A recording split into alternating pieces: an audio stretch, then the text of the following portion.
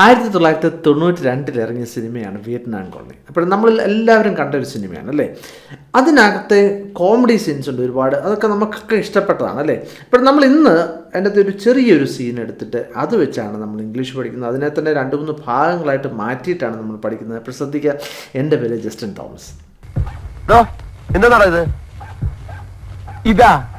ഇത് നമുക്കുള്ള ശാപ്പാട് എന്താ വേണ്ടേ? ഡോ എന്നുള്ളതിന് നമുക്ക് പല രീതിയിൽ ചോദിക്കാൻ വേണ്ടി പറ്റും. അതിന് കൃത്യമായിട്ടുള്ള മലയാളത്തിൽ നിന്നും ഇംഗ്ലീഷിലേക്കുള്ള ട്രാൻസ്ലേഷൻ ഇല്ല. ഞാൻ പറയാം, നമുക്ക് ട്രാൻസ്ലേഷൻ ചെയ്താൽ ഒത്തിരി തെറ്റിപ്പോ അല്ലേ. അപ്പോൾ ഹേയ് എന്ന് പറയാം, ഹായ് എന്ന് പറയാം, ഹലോ എന്ന് പറയാം. എന്താണെന്ന് ചോദിക്കുന്നത് അല്ലേ. വാട്ട് ഈസ് ദിസ് നമുക്ക് ചോദിക്കാവുന്ന കാര്യമാണ്. ഇതെന്താണ് എന്ന് നമുക്ക് ചോദിക്കാമല്ലോ. അല്ലാതെ വാട്ട് ഈസ് ദിസ് എന്നാണ് ചോദിക്കുകയാണ്. ഇന്നസെൻ്റ് ചോദിക്കുകയാണ് ഇതോ എന്ന് ചോദിക്കുകയാണ് അല്ലേ. യു മീൻ ദിസ് എന്ന് ചോദിക്കാം. അതല്ലെങ്കിൽ സിമ്പിളായിട്ട് അവിടെ ചോദിക്കുന്നത് ദിസ് ഇങ്ങനെ പൊക്കി കാണിച്ചോണ്ടാണ് ചോദിക്കുന്നത് അല്ലേ.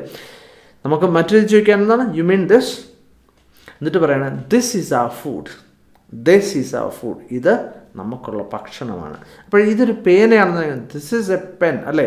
ഇത് അവൻ്റെ ബാഗാണ്, ദിസ് ഈസ് ഹിസ് ബാഗ് അല്ലേ. ഇപ്പോൾ ഇവിടെ പറയുന്നത് ഇത് നമ്മുടെ ഫുഡാണ്, this is our food. Don't you want it, നിനക്കിത് വേണ്ടേ, നിനക്കിത് വേണ്ടേ, ഡോണ്ട് യു വോണ്ട് ഇറ്റ്. നമുക്കൊന്ന് പറഞ്ഞു നോക്കാം അല്ലേ. Hello, what is this, this this is our food, don't you want it. നമുക്ക് ഇനി ഞാൻ ഒന്നുകൂടെ ഒന്ന് പ്ലേ ചെയ്യാം. അപ്പോൾ നമുക്കൊന്ന് പറയാം. ആ പറയുന്ന സന്ദർഭത്തിൽ തന്നെ അതിൻ്റെ ഇംഗ്ലീഷ് എന്ന് പറഞ്ഞു നോക്കാം. എന്താണ് ഇത് നമുക്കുള്ള ശാപ്പാട് എന്താ വേണ്ടേ? നമുക്ക് അതിന്റെ ബാക്കി പറയുന്നത് കേൾക്കാം. അതല്ല ഈ നാറ്റോ എവിടെ? ഹായ്, ഇത് നാറ്റല്ല, നല്ല മണല്ലേ, ഉണക്കമീൻ പൊരിക്കുന്ന മണം. താഴെ അതല്ല, നോട്ട് ദാറ്റ്, ദിസ് ഓർഡർ അല്ലെങ്കിൽ this strange order. Okay, order എന്ന് പറഞ്ഞു കഴിഞ്ഞാൽ അതിന് 2 അർത്ഥമുണ്ട്. അതിന് നല്ല മണം എന്നുണ്ട്, മോശമായിട്ടുള്ള മണം എന്നുണ്ട്. സാധാരണ ഉപയോഗിക്കുന്നത് മോശമായിട്ടുള്ള മണം എന്നുള്ള രീതിയിലാണ് അവിടെ ഉപയോഗിച്ചിരിക്കുന്നത്. ഇനിയിപ്പോൾ അതിന് നമുക്ക് വേണമെങ്കിൽ എന്താണ് ദിസ് സ്ട്രേഞ്ച് ഓർഡർ എന്ന് പറഞ്ഞാൽ കൃത്യമായിട്ട് മനസ്സിലാകും അത് മോശമായിട്ടുള്ള മണമാണെന്നല്ലേ. ഇനി മറ്റൊരു കാര്യം, ഈ ഓർഡർ എന്നുള്ള വാക്കിന് 2 സ്പെല്ലിംഗ് ഉണ്ട്. ODOR, അതാണ് US ഇംഗ്ലീഷിലെ സ്പെല്ലിങ്. ODOUR ആണ് എന്താണ് ബ്രിട്ടീഷ് ഇംഗ്ലീഷ്. നമുക്ക് ഏത് വേണമെങ്കിലും ഉപയോഗിക്കാം. അപ്പോൾ note that this strange order. അന്നേരം ഇന്നസെൻ്റ് ചോദിക്കണം ഓർഡർ വേ, മണോ എവിടുന്ന്. This is not a strange order, ഇതൊരു മോശമായിട്ടുള്ള മണമല്ല. This is a good smell. Okay, ഇപ്പോൾ നല്ല മണത്തിന് അരോമ എന്ന് വേണമെങ്കിൽ പറയാം, അല്ലെങ്കിൽ ഇവിടെ ഗുഡ് സ്മെൽ എന്ന് വേണമെങ്കിലും പറയാം അല്ലേ. This is the smell of frying dried fish. Okay, എന്താണ് പൊരിക്കുക എന്നുള്ളതിന് ഫ്രൈയിങ് അല്ലേ. This is the smell of frying dried fish. എന്താണ് ഈ ഡ്രൈഡ് ഫിഷ് എന്ന് പറഞ്ഞാൽ ഉണക്കമീനാണ് എന്ത് പറയുന്നത് ഡ്രൈഡ് ഫിഷ് എന്ന് പറയുന്നത്. അപ്പോൾ ഉണക്കമീൻ കറിക്ക് എന്ത് പറയും ഡ്രൈഡ് ഫിഷ് കറി അല്ലേ. It is from downstairs, ഇത് താഴെ നിന്നാണ്, അല്ലെങ്കിൽ this is it's from ground floor. ഇപ്പോൾ ഒരു നില മുകളിലാണ് അല്ലേ. അപ്പോൾ this from ground floor, this is from below എന്ന് വേണമെങ്കിലും പറയാം. നമുക്കൊന്നുകൂടെ പറഞ്ഞു നോക്കാം. Not that this strange order. Order way? This is not a strange order. This is a good smell. This is the smell of frying dried fish. It's from downstairs. It's from ground floor.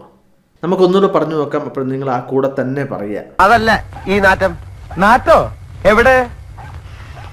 Hi, ഇത് നാറ്റല്ല, നല്ല മണല്ലേ, ഉണക്കമീൻ പൊരിക്കുന്ന മണം.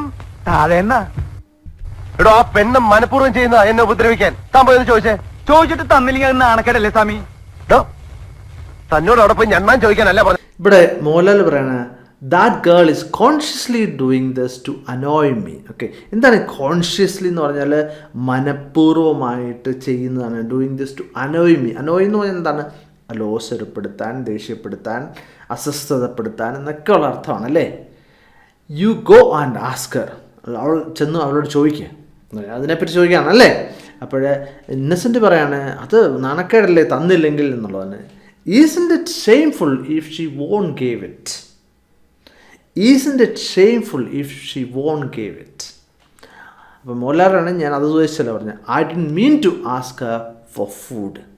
അപ്പോഴേ ഈ പിന്നെ അവിടെ ഞെണ്ണാൻ എന്നൊക്കെ ഉള്ളത് പറയുന്നതിന് അതൊരു ഫുഡാണ് അവിടെ ഉദ്ദേശിക്കുന്നത് അല്ലേ. അപ്പോഴേ നമുക്ക് എന്താണ് ഇങ്ങനെ പറയാം അല്ലേ, I didn't mean to ask her for food. നമുക്കൊന്നൊന്ന് പറഞ്ഞു നോക്കാം. That girl is consciously doing this to annoy me. You go and ask her. Isn't it shameful if she won't give it? I didn't mean to ask her for food. നമുക്കിതൊന്നൊന്ന് പറഞ്ഞു നോക്കാം. എടോ ആ പെണ്ണ് മനഃപൂർവ്വം ചെയ്യുന്ന എന്നെ ഉപദ്രവിക്കാൻ താൻ പോയെന്ന് ചോദിച്ചേ. ചോദിച്ചിട്ട് തന്നില്ലെങ്കിൽ അത് നാണക്കേടല്ലേ സ്വാമി? തന്നോട് അവിടെ പോയി ഞണ്ണാൻ ചോദിക്കാനല്ല പറഞ്ഞത്.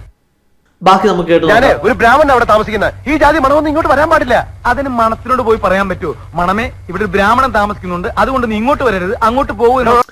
ഇവിടെ Mohanlal I am a Brahmin and these kind of smell shouldn't come over here.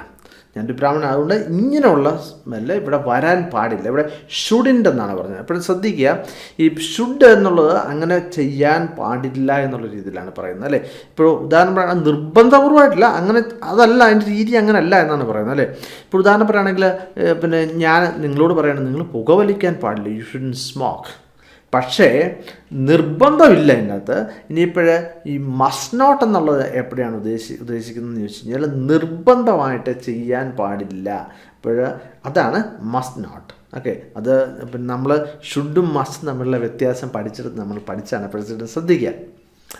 Is it possible to tell the smell that dear smell there is a Brahmin staying over here, so you can't come here but you can go there.